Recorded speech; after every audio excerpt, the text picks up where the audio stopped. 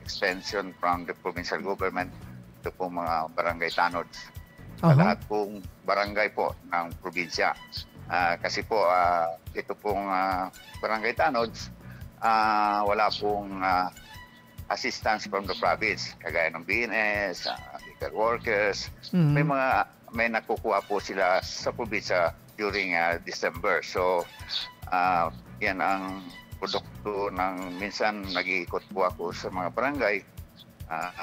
Nakakausap po mga kapitanes, mga kagawad, and also tanods na sana mabigyan din ng pansin sila. Kasi lalo ng nakaraang COVID time, sila po na isa sa mga frontliners po natin during that time. Opo. Ibig sabihin, yung asistensya sa tanod, ano yan? Continuous ba yan or parang nagkapirang beses lang? Hindi po, that is a provincial ordinance, continuous po yan. Mhm. From now on, every year, meron po sila. Lahat po ng mga ganyan ay provincial ordinance, permanent in nature po yan. Alright. Ano po yung benepisyong yon na naitataw sa INDA? By means of financial or how much naman yung naitataw? Actually, financial ang binibigay ng province, mga assistance po sa mga yung mga barangay sa PNS, mga in a form of cash. Yan, binibigay po yan ng Provincial Treasurer's Office during December. Doon po sa nailathala kong provincial ordinance, lahat po ng barangay tanods will receive 1,000 pesos every year po. Every year. Aha. Yes po. So, alam mo naman, nare-receive ninda yan December? yes po.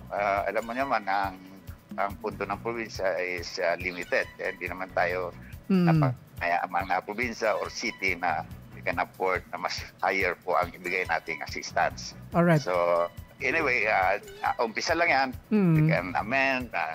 Tapos sunod na, anyone can amend na pwedeng dagdagan on mga darating na panahon po. Opo. Ibig sabihin yan, ano yan? Prorata ba? Duman sa halimbawa, na-appoint ngayon kabangaanin taon. Ano yan? Dainin qualification na pag naging Meron tanod po. ka na? Aha. Meron po, at least 6 months ka tanod ng isang barangay. Presently po na isa kang tanod from June to December po. Ayan. Yun Hulang po, isa bagay sa na yan. qualification. Ang 1,000 sa December, kunya na yan. Medyo awad-awad Yes po, na yan para sa mga tanod. Parang bonus nila during December. Lahat po ng assistance ng province, yung mga sa barangay na ini-extend ang probinsya is binibigay po every December po. Ayun, very good. Alright, ngunyan, sa imong pagdalagang ginaray, ano pa yung mga unfinished business po na pwede mong isulong diyan po sa Sangguniang Palalawigan? Yes, ako po is almost 18 years na po sa legislative. Nung unang pasok ko po as provincial board member, naging outreach ko na po sa barangay o sa mga elementary schools na magkaroon po ako ng monthly feeding program. Yung talagang monthly po yan, hindi po one-time feeding. So, minomonitor nga ng mga nutrition scholars yan, minomonitor mga bata sa mga barangay. Yung siniservice ko po ng feeding program ko is yung mga less fortunate na medyo malala yung barangay. So, para magkaroon naman sila ng feeding program every month. So, yun sana ang bihakain ko na sana sapat na pagkain ng mga bata sa mga barangay, especially sa preschools, yung mga young children. Kasi yan ang mga formative years na dapat ang nutrition po ng mga batang ito ay mabigyan ng pansin. So yan po ang advocacy ko na sana mabigyan ng sapat na assistance po lahat ng preschools na nasa barangay ay ang sapat na pagkain. Through feeding program, parang may Yes po. ilalaan through the provincial government, may Yes. legislation na may consistent. Mga almost pira po yung manner. Halimbawa, sa sarong taon, pira pong pwede na itaon na feeding program. Kasi gusto ko sana lahat ng, di ba, kada barangay, mayroon tayong daycare. Aha. So, siguro we can, ang probinsya, pwede mag-allocate every barangay, certain amount na makadagdag po sa barangay funds na pwedeng i-assist po sa mga sa pagkain ng mga bata during doon sa oras ng kanilang pagpasok sa daycare center po. So, minsan makikita mo sa mga malalayong barangay na talaga namang andyan yung mga kabataan na kailangan talaga natin yun. Opo. Alright. Any more na gusto mong ibusot po dyan sa SP, sa imong pagwelta? As in, gahagad ka ngayon yung pabor this time para sa parang second term mo sa segment, ano? Yes po. Second term. Opo, second re-elect po ako, second term po. Oo. Yes. And gusto ko rin isulong siguro ang sanitation and hygiene po standards in all public hospitals owned by provincial government kasi lalo na yung mga toilet natin, yung mga banyo sa mga malikuran dyan sa mga ospital na pag-aari po ng probinsya. Sana ma-elevate natin na maganda ang kalinisan po kasi kalusugan nag-uumpisa po sa kalinisan. So isa sa advocacy ko na dapat yung sanitation and hygiene ma-level up po sa mga hospital owned by the province of Catanduanes. Opo. And saro pa, idagdag ko na lang kasi ang mga district hospital, dakulang bagay yan para madiklag yung FMC. Pero kadaglan na beses, ang problema at nabaga dyan tabi PBM, so kakulanganin na bulong, kakulanganin personahes. Anong pwedeng measure ta through legislative sa SP para pa-address ang problema yan? Yes, anyway, nandyan ang probinsya, nag-a-assist naman po lagi sa Eastern Bicol Medical Center, lalo na dyan sa mga gamot. Sana mayroong available dyan sa pharmacy ng hospital. So, yan kinakailangan natin na meron tayong assistance coming from the upper house na mapunduhan po.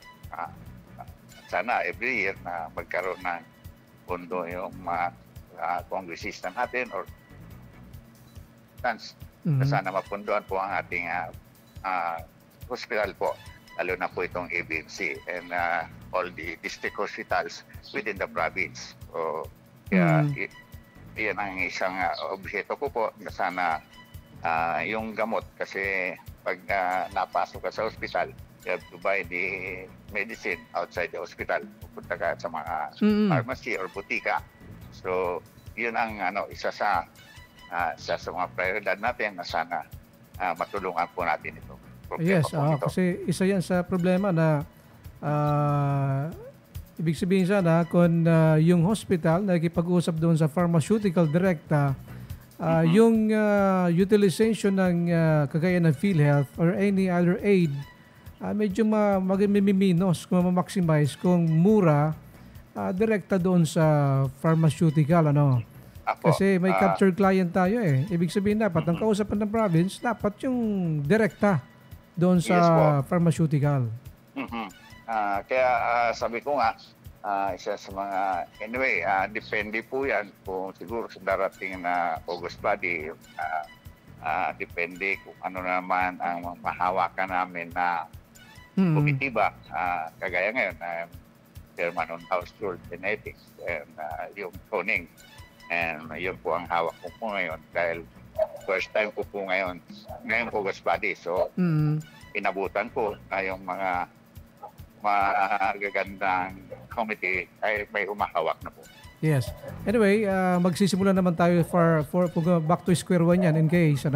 Alright, isa dyan sa problema baga, di ba, yung economic enterprise. Anyway, para sa kuya naman, maganda naman yung economic enterprise kung talaga na maximize yung potential. Kaya lang siyempre maraming mga consideration. Ano sa tingin mo? Kailangan bang alisin na yung economic enterprise o ipagpapatuloy? Sa party po yan, wala po akong stand dyan, either ibalik sa ibalik natin sa dati or ituloy yung economic enterprise. Nung na-imokha po yan, hindi pa po ako member ng board. So, galang ko rin yung kanilang decision na kinonvert po yan ating provincial hospital at economic enterprise. So, sabagay, pag nakikita natin na talagang hindi viable, pwede naman natin siguro ibalik yan doon sa dati na operation. Kasi ang pinaka-konsepto, di ba, maging self-liquidating, pero as of this time yata, parang hindi pa eh. Dapat mayroon na silang pondo, sarili nilang pamamalakad, but until now, siyempre nagbibigay ng assistance po ang probinsya yearly. So, kasama pa rin yan sa binabudgetan natin. Assistance po yan sa ABFC. Pero may nakausap ko dyan na sa loob na parang ang problema din daw yung parang yung purchasing, mga purchases na mga medicine, maliban sa matagal na dumating sa kanila, medyo yun, kasi dapat ang konsepto, dapat may sarili ng back siguro sa loob ng ABMC kasi economic enterprise na yan, doing business, pero nasa province pa rin, nakaangkla yung general appropriation nila sa pagbili lahat. Siguro baka doon pagmukla ng economic enterprise, nakapaloob po yan na yung back ay hindi pa po sa kanila. So, siguro malalaman natin yan pag the next maganda ma-revisit ma-revisit PBM. Yes, kasi kung for the past 10 years medyo hindi pa naaabot yung pinaka-goal, so this time may plan B. Yes. Kung i-consider yung findings ng iba, yung mga taga-BMC, ano yung kanilang mga recommendation para maitama at mapaganda yung serbisyo ng IBMC? Yes po, napag-uusapan naman yan sa committee halimbawa ng health, magkaroon ng committee meeting sa level ng especially sa ABMC para matugunan po natin ang mga problema sa lukuyan na tinatakbo ng hospital po natin. Sa tingin ko, sa tagal na, almost 10 years na plus, ibig sabihin, may mga recommendation na rin yan mismo yung mga taga-IBMC kung paano ma-upgrade, mapaganda yung serbisyo tabi PBM. Yes po. Anyway, may health board naman dyan. Member ang chairman ng health ng SP. So, kasama sa health board. So, sana mabigyan nga ng pansin itong problema po dyan sa ating hospital po. Apo. So, lahat naman yan, unti-unti, magagawa natin ng paraan. Sana mapapunlad po natin ang operasyon po ng hospital po natin. Alright, panawagan mo sa mga kabayan natin, Sir PBM, sa West District. Go ahead. Thank you, Sir Birds, sa pagkakataon na ito na binigay po niyo po sa inyong pong lingkod, PBM San Francisco, kandidato po para sa ika-2 termino ng Provincial Board Member ng West District ng Catanduanes. Makakasiguro ang lambansaro kang sa kuntudong serbisyo kapula pagmagno sa mga boses asin opinyon ng mga tao sa indong lingkod. Daing dihado, makakaasa sa serbisyong diretso sa tao tunay na maasahan, maski nga ni sa inagilid, madali pong lulukan ng inyong lingkod, PBM Sani, anytime, lalo na kung personal po ako naabutan sa opisina po, yan po, Sangguniang Panalawigan. Kaya sa kung agad kaya po nasusupog mansitura kung dupit 8 taong pong serbisyo as legislative member ng provincial government, kaya po nasupog na also maghagad sa sakuyang constituency di sa West District, biraksan ng respect orang na matawan ba ako ng karong termino po sangunya na maabot na pirilian. Kaya Diyos mabalos po sa mga naging supporters ko po dyan sa paglibot-libot ko na kadaw pampalad ko sa mga barangay na Ugmasinda na kita po nakabisita sa indang lugar hindi po sa West District. Kaya ini po si PBM San Francisco po, number 4 po sa Provincial Board, PBM San po. Diyos mabalos po, Sir Purge, sa West District, sa kuyang mga nagtitiwala, nating sawa na nagasuporta sa indong likod. Mabalos po. Yes, thank you so much kay PBM San Francisco kan West District. Iyan po sa tuyang porsyon kandidato sa Radyo Periodiko. Alright, sa